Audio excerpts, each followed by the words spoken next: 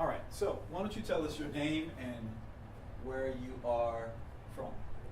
My name is Elton Peterson. I'm from Ringo, Louisiana, but reside in Dallas, Texas, South Oak Cliff area. Graduated at SOC like 2001, and I actually enjoyed it.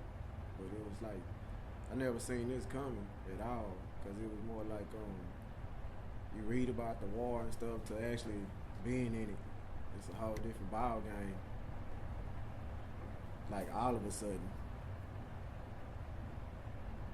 So what was life like before you joined the Army? Before I joined, it was cool. Coming from a single parent home, mother worked hard hours. It was like I was coming like maybe like the black sheep out of four. I always took like the whooping from my younger brother, and it was like a 4-year gap between all of us. I had an older sister that looked out for me, like where it takes a family or a village to raise a kid or something like that.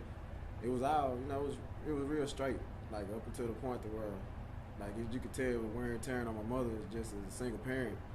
And I hate to say it, but just to survive, I refer to just selling marijuana, just whatever it was to get by. Accidentally leave money in the mailbox out in the flower bed. My mom could find it, so she wouldn't just really know, but my mother, she knows.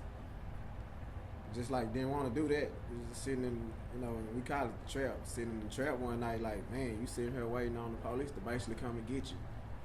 And it was like I got a light bulb, like, man, just go to the military. It's honest pay, and you won't be as poor as you was, And it sound crazy, but when I first went in, it was like I'm going in like I can get a paycheck. I won't have to wear the same ragged, torn clothes and nothing no more. I can eat good.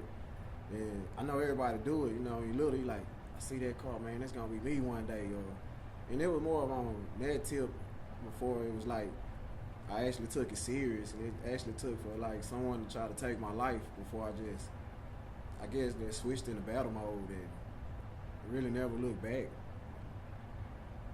And how old were you when you went into the Army? I was 19 when I went in, like November 4th, 2002.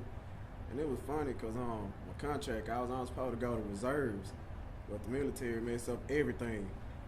It was probably a 2-year contract, and the thing about it, they was having to hoop it up that morning. And I was finally getting, to play with the big guys on their team, and Memphis was just like right across the street from the West End. I was like, man, I could do it this day, at this time, and still make the basketball game. And, the contract come back, 4 years of active duty, and it was like, you know what, forget it, and just sign. That was like the best thing I ever did. Went off to be like a carpenter, just like Jesus, as a combat engineer, but I never figured like half of the stuff I would get certified, qualified for. It was just something totally different and new. When I picked the job, it was like, okay, this is what you wanted. Get away from Dallas, get away. And I went to Germany, Pilsen, Germany, Bravo Company 94, 130th Engineers was my first unit. I actually hated it at first.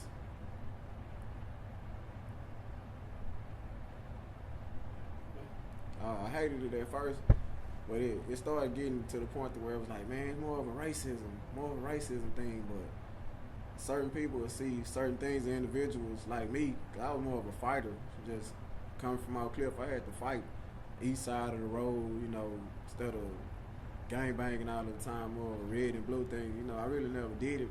I was more like a pretty guy, just pretty boy, talk to female or something. And it was like, I got my heart broke, I'm gonna keep the name confidential, but she just left me standing at the train station one day in the rain, like some stuff out of the movies, and it was like, you know what, I won't look back. And it's crazy because like now I see all of them, same one, got like 8, 9 kids in jail or dead or so much, still with the same no good dope dealer, and it just really never made nothing out their life. And it's like, I hate to say it, but I don't have any time for them versus where I can try to pay somebody to give me a ride, or they really always charge me. And it's like, I see someone now, it's like, man, your money not good enough for me to give you a ride or nothing. It's like, I try to stick with nothing but veterans, the close circle, and this is like at least 4 that I just talk to on a regular.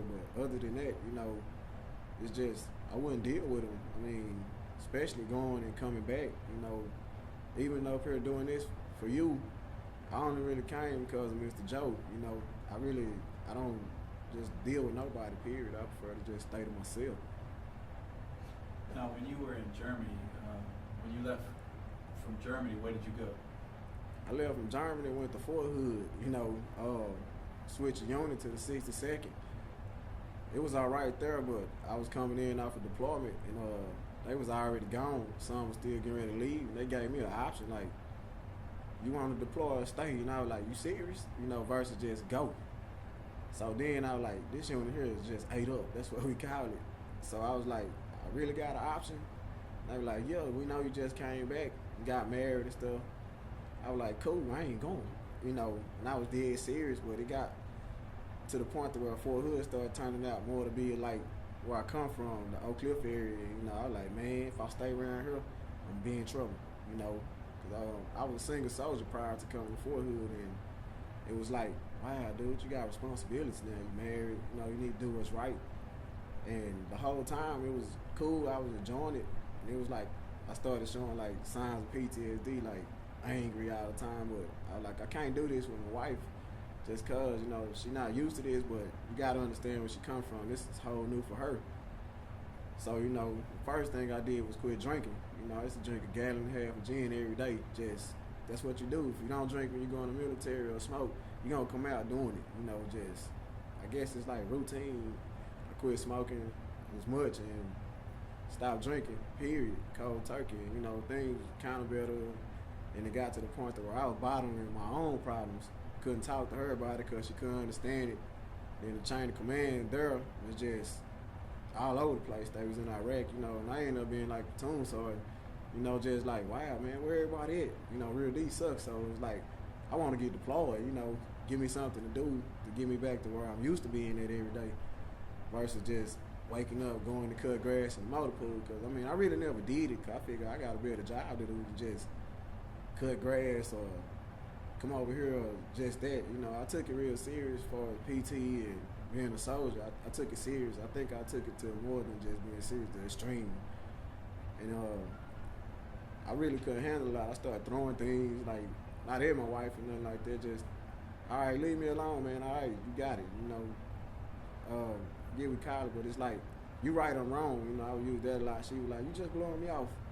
Didn't understand, so it was like brand new TV, just smash it. Like, just to get my point across, like, leave me alone. I don't want to talk about it no more. And I think that had a lot to do with me just quit drinking cold turkey and everything else. And it went from there to the point where I was like, man, like, I know got to work on it, the marriage counseling and stuff like that. And then my other half just wasn't meeting me. So it was like, all right, when I turned 28, I'm leaving. And that was that. Now, did you go on a deployment after that? Nah, they wouldn't deploy me because they needed me.